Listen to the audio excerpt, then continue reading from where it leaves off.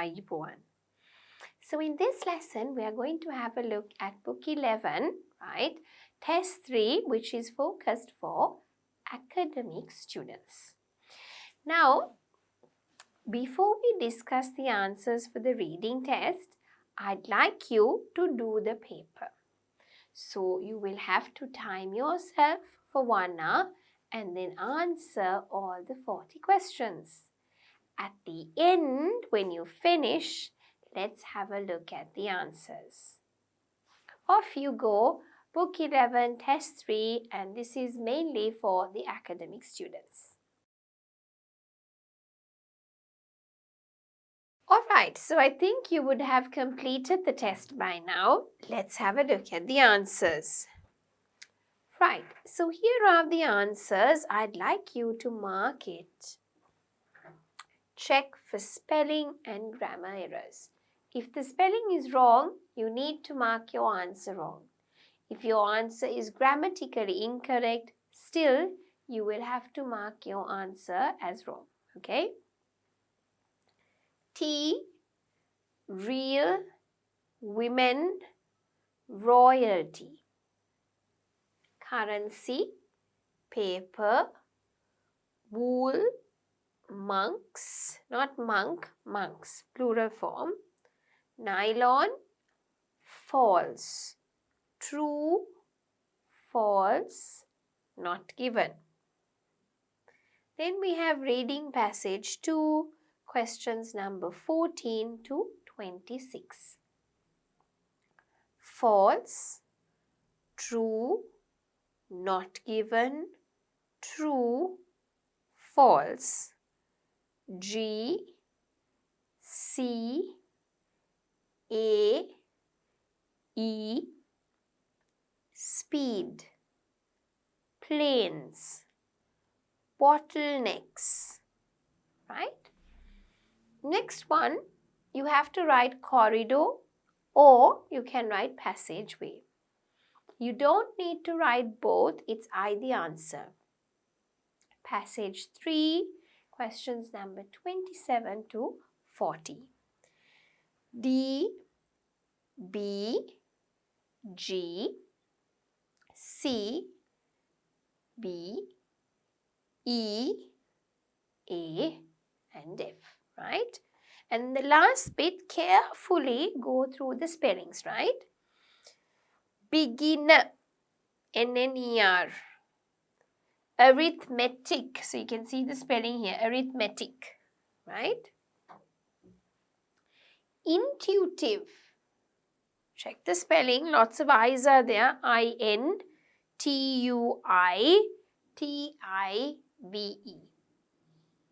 Scientists, the S should be there. Experiments, S should be there again. Theorems, S should be there again. Alright, so see out of 40 how much you have and then put down the band score.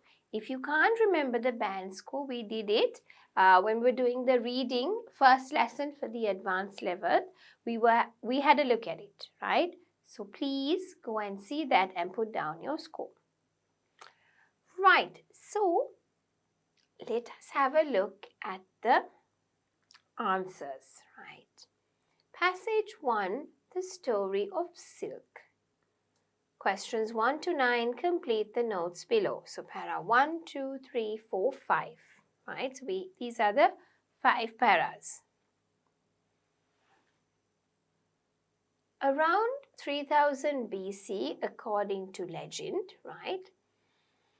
Silkworm cocoon fell into emperor's wives. Where?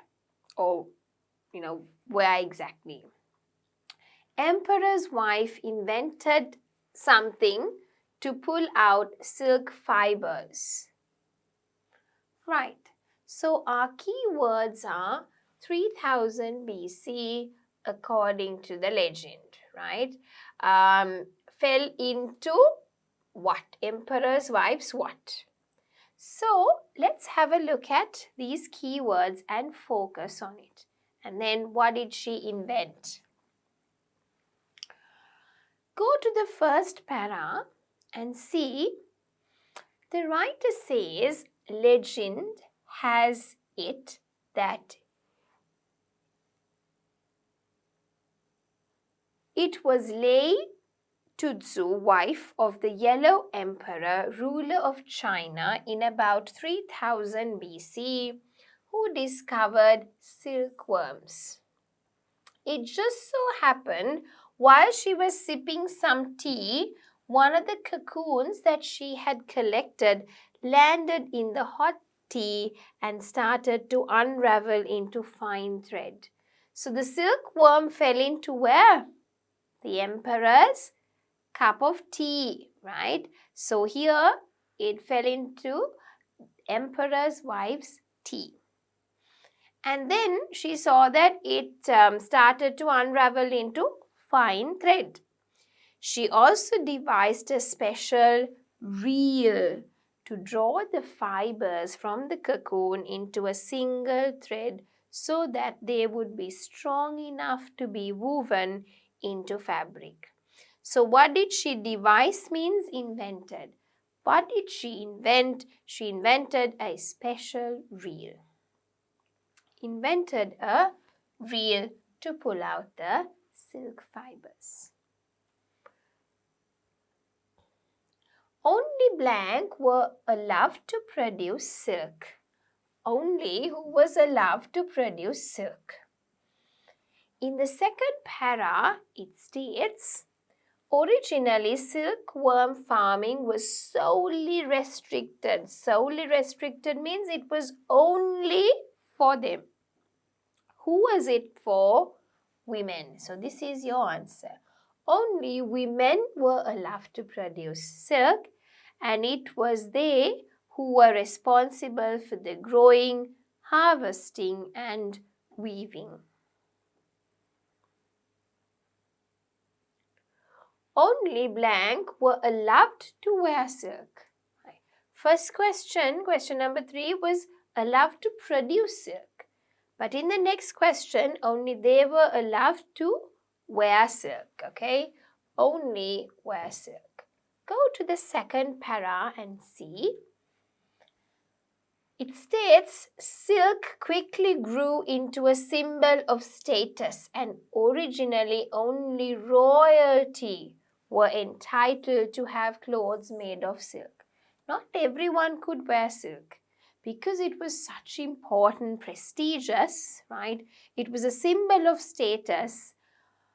Royalty were entitled. They were only allowed to wear the clothes made from silk. So only royalty were allowed to wear silk. Question number 5. Silk used as a form of what? Okay, form of what?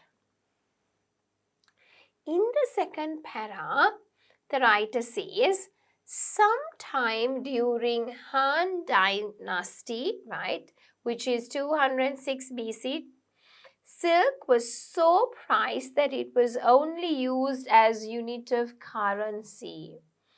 Government officials were paid their salary in silk, and farmers paid their taxes in grain and silk. So silk was used as a form of what? As a currency, like money. They were paid with silk and they would exchange it. Okay, so it was a form of currency. Right, okay, so there the answer is currency.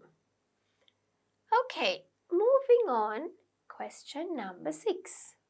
Silk used for many purposes. Now example, evidence found of blank made from silk around 160 AD, right?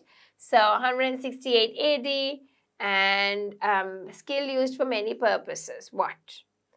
Now if you go to the end of para 2, the writer says, the earliest indication of silk paper being used was discovered in the tomb of a noble who is estimated to have died around 168. Okay, So silk was used for many purposes and evidence was found of what? Paper, which was also made from silk, right? So the answer would be paper. Indication means it is kind of like what? Evidence, right? Question number 7. Merchants use Silk Road to take silk westward and bring back what? And precious metals, right? So they use the Silk Road and they take the silk towards the westwards, the merchants, right? And what do they bring back?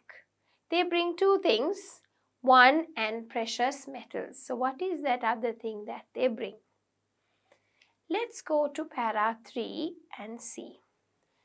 The writer explains demand for this exotic fabric eventually created the lucrative trade route now known as the Silk Road. Say the mouth, right? Taking silk westward and bringing gold and silver. Gold and silver, these are types of metals. So they are precious metals. And what else did they bring? Wool to the east. So if you brought back gold or silver, it's wrong. Because gold and silver are precious metals. Anyway, you should be able to understand that there are only two things. So anyway, this is metal, wool is not metal. Right? So the answer here is wool. Question number 8. 550 AD, blank, hide silkworm eggs in canes and take them to Constantinople. Okay. So, who hides the silkworms or hide silkworm eggs? Actually, it should be who, or you could even say where, right? But I think more appropriate, who hides these, right?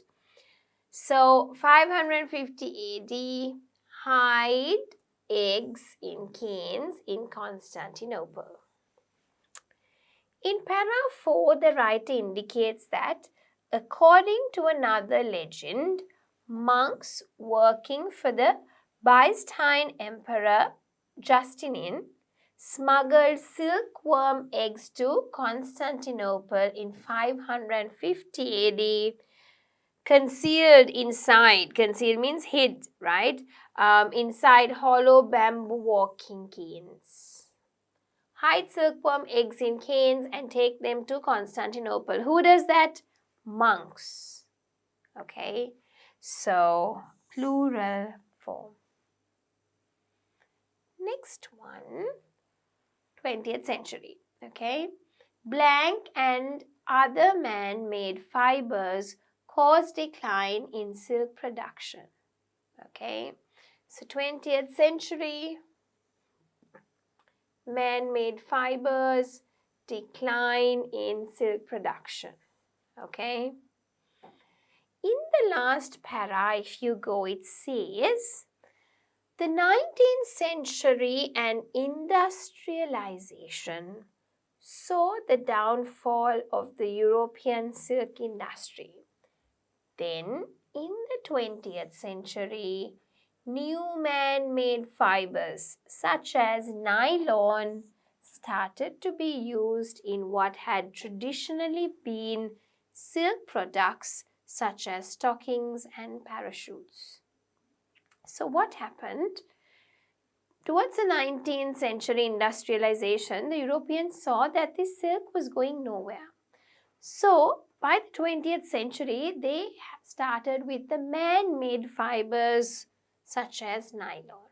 Okay, so nylon and other man-made fibers caused decline in silk production. When nylon was introduced, traditional silk had actually no longer was in demand. So the answer is nylon. Questions number 10 to 13. Do the following statements agree with the information in reading passage 1? So you have to say, is it true, false, or not given? Gold was the most valuable material transported along the Silk Road. Now, if you go to para 3, the writer tells you, demand for this exotic fabric eventually created the lucrative trade now known as the Silk Road.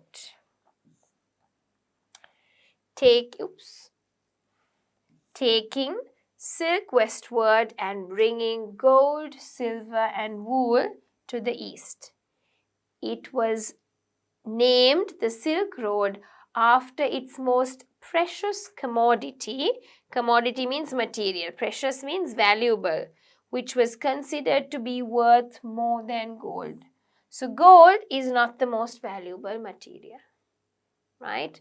Gold was not the most valuable material, yes, because it says it was named the Silk Road after its most precious commodity, which was considered to be worth more than gold. So silk was actually more expensive than gold that time.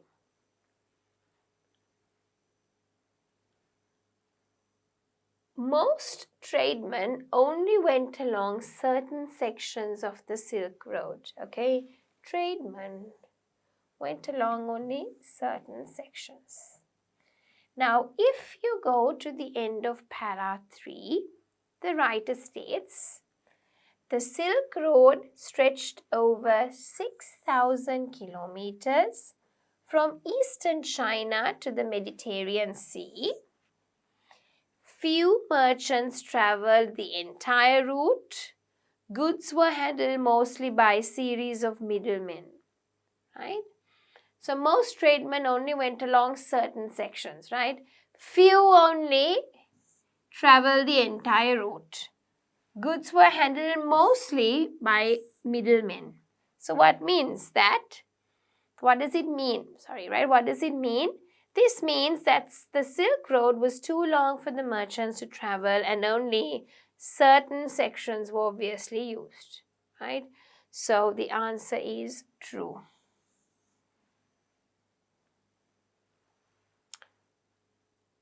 The Byzantines spread the practice of silk production across the West.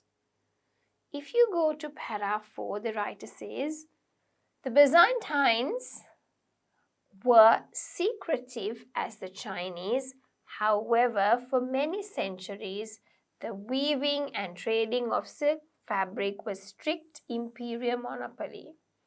Then, in the 7th century, the Arabs conquered Persia, capturing their magnificent silks in the process. Silk production was thus spread through Africa, Sicily, Spain, as well as the Arabs swept through these lands, right? The Byzantines spread the practice of silk production across the West. False, right? Africa, Sicily, and Spain isn't really the West, okay? It says it spread through Africa, Sicily, Spain as the Arabs swept through these lands, okay? So it doesn't really mean that it is across the West. So therefore, the answer is wrong. So the West does not really calculate or rather talk about Africa. So therefore, answer is wrong.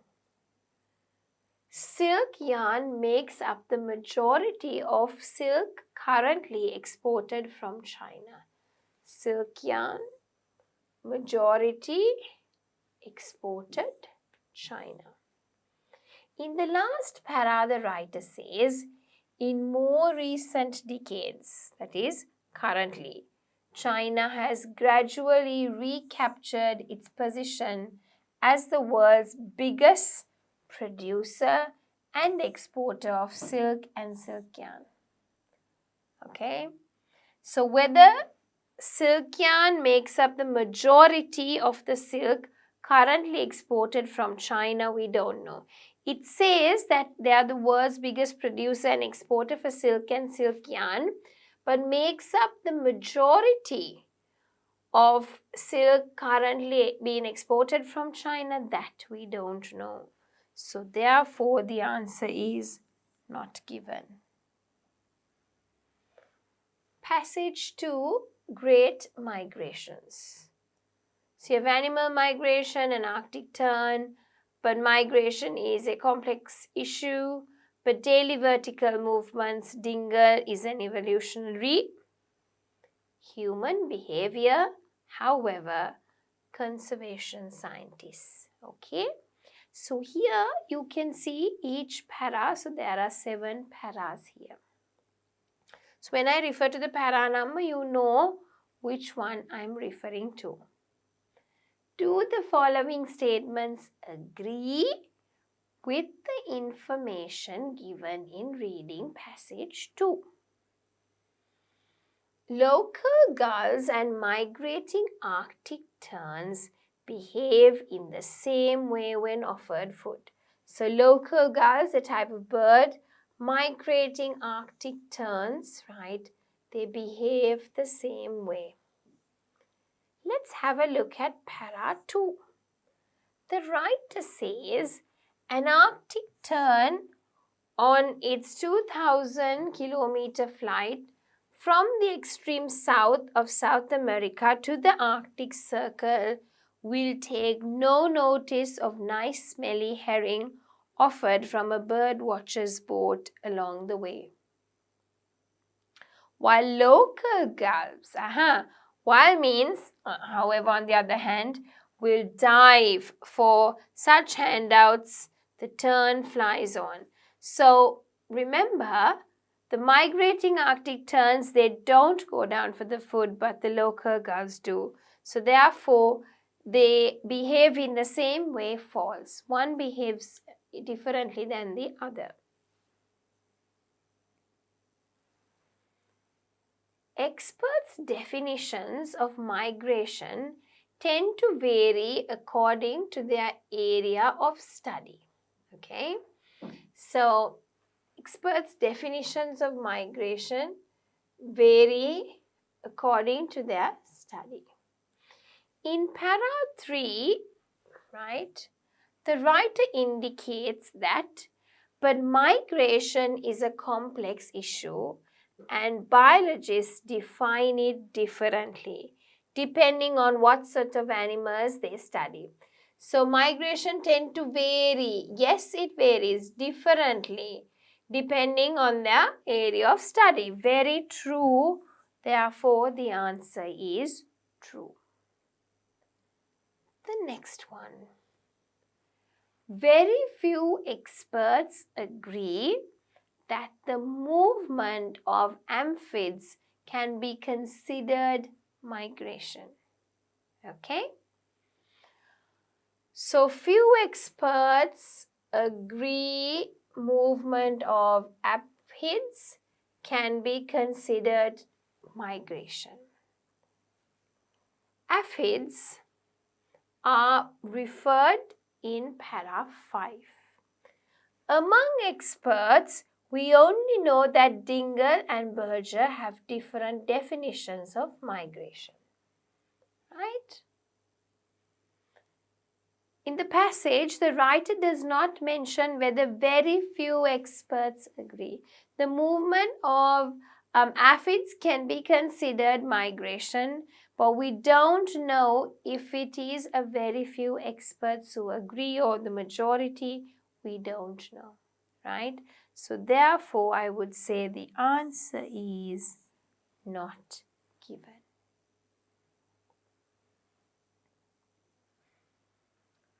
Aphids' journeys are affected by changes in the light that they perceive, right? So aphids' journeys changes in the light that they perceive. So if you go to para 5, it states, they allow for the fact that, for example, aphids will become sensitive to blue light. When it's time for takeoff and their big journey and sensitive to yellow light, when it's appropriate to land. So the statement is definitely true. Okay. They are affected by the changes in the light they receive. Yes. Blue means it's time to take off. Yellow means it's time to land. So definitely it is affected. So the answer here is going to be true. Question number 18. Dingell's main aim is to distinguish between the migratory behaviors of different species, right? So what does Dingell want to do? Distinguish migratory behaviors. Let's go to para 5 and see. His definition is more intricate than Berger's, citing those 5 features that distinguish migration from other forms of movement. Right? Dingell does not aim to study migration of different species. He aims to study what makes migration different from other forms of animal movement. So it says Dingell's aim is to distinguish between the migratory behaviors of different species, right? His aim is not to study about different species, but think about the different forms. So therefore, the answer is false, right? According to Dingell, migratory routes are likely to do what? The first para, the writer says, the biologist Hugh Dingell has identified 5 characteristics that apply in varying degrees and combinations to all migrations. They are prolonged movements that carry animals outside familiar habitats. They tend to be linear, not zigzaggy. This means that according to Dingell, migratory routes are likely to follow a straight line, not zigzaggy, right? So therefore, the answer is going to be G. Now, as I always tell you, when you're doing this, what should you have in front of you? Your reading paper. If not, can you do something like this? No. Either you should have the printed version or soft copy on one side and my video on the other side, right? If not, just looking at the screen will not help you. Okay? 20. To prepare for migration, animals are like to prepare migration. If you go to the first para, the writer states, migrations involve special behavior concerning preparation, such as overfeeding and arrival. This means that to prepare for migration, animals eat more than they need for immediate purposes. Overfeed, eat more than they need. So therefore, answer is C. 21. During migration, animals are unlikely to, right? What? At the end of the first para, the writer says, and one more. Migrating animals maintain an intense attractiveness to greater mission, which keeps them undistracted by temptations and undeterred by challenges that would turn animals aside. So during migration, animals are unlikely to get distracted because they focus, right? This means that during migrations, they are unlikely to be discouraged by difficulties. They would not get distracted. They would keep focus. So answer is A. 22. Arctic terns illustrate migrating animals' ability, right? So Arctic terns takes the ability of migrating animals. If you go to para 2, the writer says, an Arctic tern on its 2000-kilometer flight from the extreme south of South America to the Arctic Circle will take no notice of a nice smelly herring, which is a type of fish that is offered for them. Right? However, the local gulls will of course dive to take it. The Arctic tern resists distraction because it is driven at the moment by an instinctive sense or something we humans find admirable. Larger purpose, right? So this means that Arctic terns, they are migrating animals and they don't get distracted easily. They ignore distractions. So the answer here is questions number 23 to 26. Complete the summary below.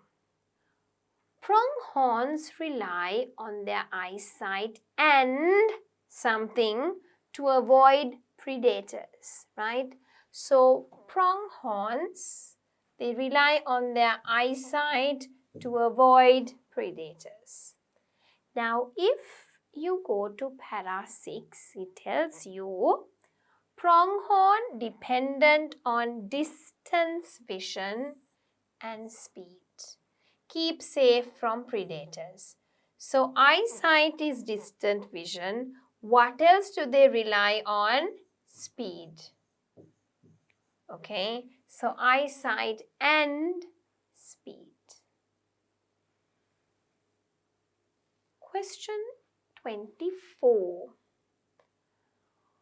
One particular population's summer habitat is a national park and their winter home is on the where they go to avoid the danger presented by the snow.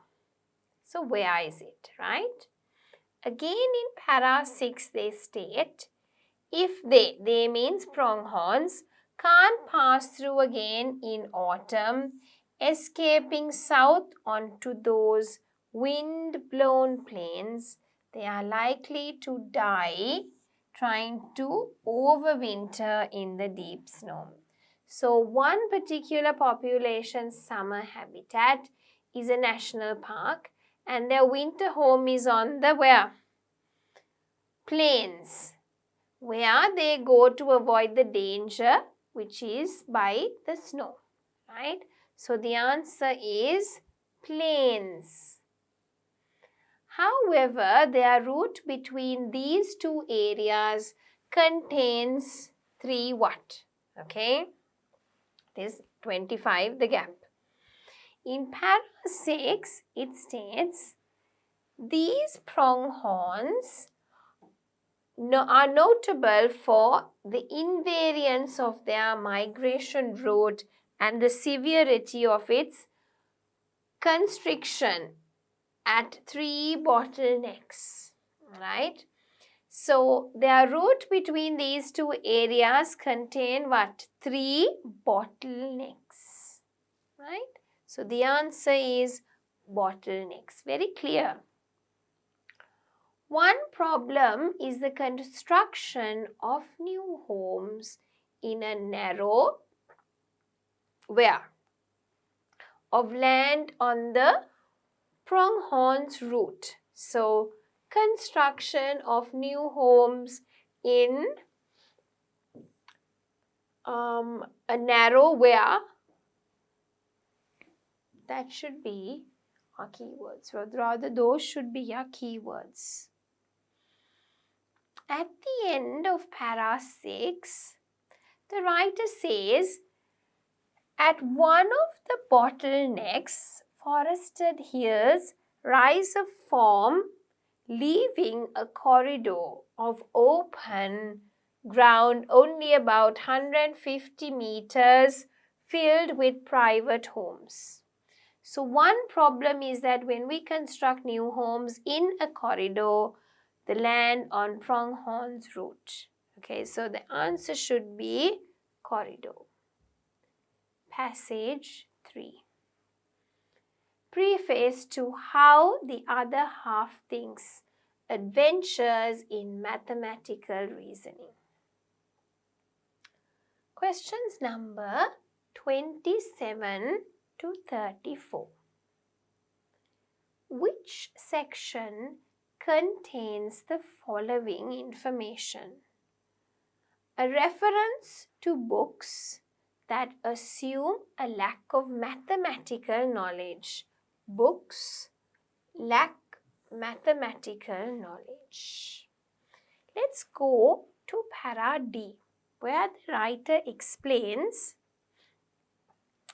other scientists have written books which explain their fields to non-scientists but have necessarily had to omit the mathematics, although it provides the foundation of their theories. So, which section contains the following information? Section D. A reference to books that assume a lack of mathematical knowledge, because you have to omit the mathematics, right? So that means they assume a lack of mathematical knowledge, and the answer is D. The way in which this is not a typical book about mathematics. In para B, the writer states, I want to reveal not only some fascinating discoveries, but more importantly, the reasoning behind them. In that respect, this book differs. When you say this book differs, it means it is not a typical book from the most books on mathematics written for the general public. So it's different. It is not a typical book. This book differs from the other mathematic books. So therefore, it is written in paragraph B. 29. Personal examples of being helped by mathematics, right? So, personal examples helped. In para G, the writer mentions two personal examples. The example of a physician and the example of a lawyer. Personal examples, right? So both of them were helped by mathematics. Two personal examples. There you go. This is in paragraph G, right? All right. Question number 30. Examples of people who each had abilities that seemed incompatible. Now, if you go to para C, we can see that it says to illustrate our human potential, right? I cite a structural engineer who is an artist, an electrical engineer who is an opera singer who published mathematical research, and a mathematician who publishes short stories. So, it's different, right? A side structural engineer who is an artist, an electrical engineer who is an opera singer who publishes a mathematic research, and a mathematician who writes short stories. So these are very incompatible examples of people who had abilities that seemed incompatible. So when you're a musician, you don't think you can actually, be an engineer. And when you're a mathematician, you don't think that you could obviously write short stories. So seemed incompatible.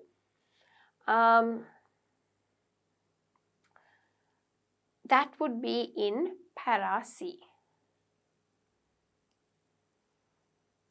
31. Mention of different focuses of books about mathematics, right? So different focuses on books. Let's go to para B. The writer says some books present the lives of colorful mathematicians. Others describe important applications of mathematics, yet go into mathematical procedures. So mention of different focuses. Some talk about the colorful mathematicians, lives. Some talk about the procedures. Some talks about, the in-depth of algebra. So they focus on different aspects, and that is correct. It is there in para B. 32. A contrast between reading this book and reading other kinds of publications. So what is a difference? In para E, the writer says, this book presents details that illustrate the mathematical style of thinking, which involves sustained step-by-step analysis, experiments, and insights. You will turn these pages much more slowly when reading a novel or a newspaper, right? So, when you these kind of books say that when you illustrate the mathematical style of thinking, it's step-by-step analysis, experiment, insight. You will turn the pages much more slowly than when reading a novel. Novel we quickly read through and we turn. But when we're having a look at these kind of books, we need to think. We need to analyze it, okay? Step-by-step analysis. So it will take more time. A contrast between reading this book and reading stories like a novel or newspaper, taking more time. So where does it state in para E? Okay. Question number 33. A claim that the whole of the book is accessible to everybody. Now, if you go to para A, they tell you there are some discoveries in advanced mathematics that do not depend on specialized knowledge, not even on algebra, geometry, or trigonometry. Instead, they may involve at most a little arithmetic, such as them sum of two odd numbers is even. Common sense. Each of the 8 chapters in this book illustrates the phenomenon. Anyone can understand every step. Aha! So, the whole of the book is accessible to everyone? Yes. Okay. Each of the 8 chapters, that is the whole book. Anyone can understand. Where does it come in para A? 34. A reference to different categories of intended readers. Para F, the writer explains, as I wrote, I kept in mind 2 types of readers. Those who enjoyed mathematics until they were turned off by an unpleasant episode, usually around the 5th grade, and mathematics 5th grade and mathematics aficionados. Okay, aficionados who will find much that is new throughout the book. This book also serves readers who simplify what to sharpen their analytical skills. Now, if you don't know aficionados, you know what to do. Have a look at the dictionary. Okay? But my understanding is if you don't understand, for the exam you can't have a look at the dictionary. So just try to deduce the meaning. Right? Think about the words around it and think, okay, maybe a person who enjoys mathematics, maybe an expert of mathematics. Okay? Right, so a reference to different categories of intended readers of the book? Yes, okay. So some types of readers, those who enjoy mathematics, right, who will find it new throughout the book, so different intended readers. Where do we find this in para F? 35 to 40. Complete the sentences below. Some areas of both music and mathematics are suitable for someone who is a what? So areas of both music and mathematics are suitable for someone who is what? Go to the first para. Occasionally, in some difficult musical compositions, there are beautiful but easy parts, so a simple beginner could play them. Who can play it? For someone who is a beginner. So it is with mathematics as well. So someone who is a beginner can play it. Question number 36. It is sometimes possible to understand advanced mathematics using no more than a limited knowledge, right? So understand advanced mathematics, limited knowledge. If you go to para A, the writer claims there are some discoveries in advanced mathematics that do not depend on specialized knowledge, not even on algebra, geometry or trigonometry. Instead, they may involve at most a little arithmetic, such as the sum of two odd numbers is even and common sense. So, it is sometimes possible to understand advanced mathematics using no more than limited knowledge of what? Arithmetic. So, the sum of two odd numbers is obviously an even, right? So, with a little bit of common sense, someone can understand that. So, with a limited knowledge of arithmetic, you can still, understand advanced mathematics. Question number 37. The writer intends to show, right, that mathematics requires what kind of thinking as well as analytical skills. Okay. So if you go to para C, as the chapters will illustrate mathematics, it is not restricted to the analytical and numerical. Intuition plays a significant role. So, it is not only just for analytics and numbers, but to show mathematics also require what? Intuitive feeling. It's like a gut feeling, okay?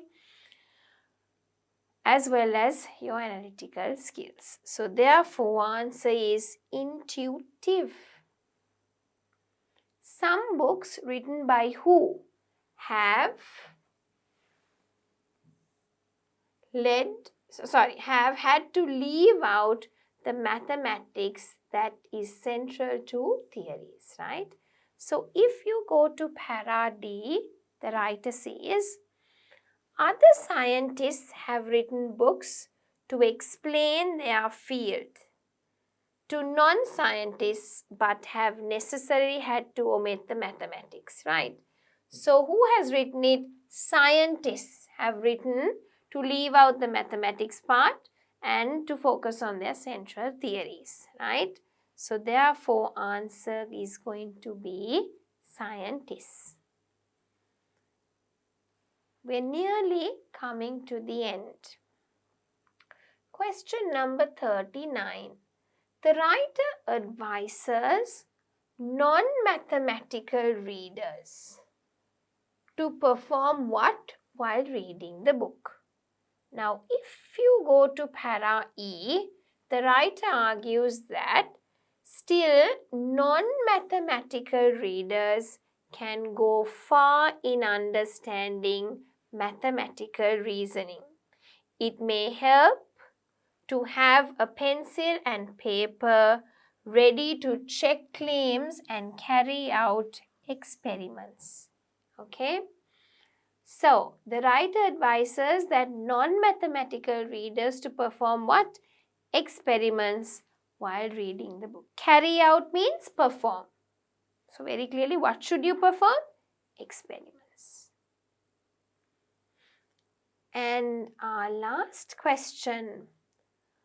A lawyer found that studying blank helped even more than other areas of mathematics in the study of law, right? So, who found out? A lawyer found out studying what helped even more than areas of mathematics in the study of law. Now, if I go to para G, a lawyer indicates that although I had no background in law, not even one political science course, I did well at one of the best law schools. I attribute much of my success there to having learned through the study of mathematics and in particular theorems, how to analyze complicated problems. So what did he found? He found out that studying theorems actually helped him even more than the areas of mathematics in the study of law. So I think we have discussed all 40 questions, right? And what is really important is that you run through these questions over and over again, okay? You have to make sure you check why your answer is right or why your answer is wrong, okay? Why is it different? If it is different only, we'll have a problem. I mean, if it's right, basically, it's okay, right? So I think I told you before, but basically, if there's a difference, then you need to analyze as to what is the problem, all right? So I think with that, we have come to the end of this lesson where we had a look at the reading answers for test 3 in book 11, and this is mainly for the academic students.